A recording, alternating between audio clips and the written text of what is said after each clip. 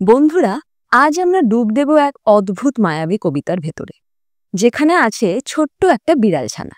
এই বিড়ালটা কিন্তু সাধারণ বিড়াল নয়, কারণ সে ইঁদুর খেতে ভালোবাসে না, ইঁদুরের গন্ধও শুকতে চায় না, বরং সে ভালোবাসে মিষ্টি নিউগাট আর চকলেট।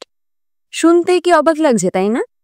চলো তবে ফরাসি কবি মহিস কারেম এর অসাধারণ শিশু কবিতা ম পেতে শাহ বা আমার ছোট্ট বিড়াল শুনে নি আর বুঝে নি।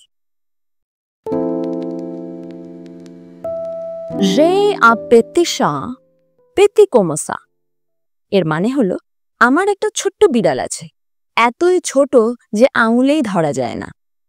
জো লাপেল ওরাস, আমি ওর নাম রেখেছি অরেঞ্জ, মানে কমলা।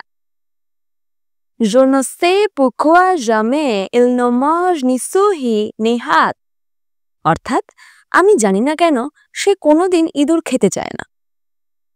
C'est un chat et très aime le nougat et le chocolat, অর্থাৎ সে এক অদ্ভুত বিড়াল, কারণ সে ভালোবাসে নিউগাট আর চকলেট খেতে।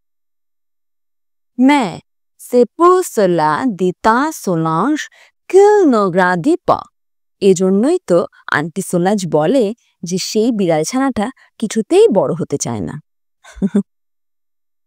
কেমন আশ্চর্য, তাই না? একটা বিড়াল যে ইঁদুর নয় বরং চকলেট খেতে ভালোবাসে, কিন্তু তাই বলে কি সে বড় হতে পারবে না? কি বলো? মহিস কাহেম তার সরল অথচ গভীর ভাষায় আমাদের শিখিয়ে দিলেন, জীবন যেমনই হোক, ভিন্নতা থাকলেই তবে তা মজার, তবেই তা অনন্য হয়ে ওঠে।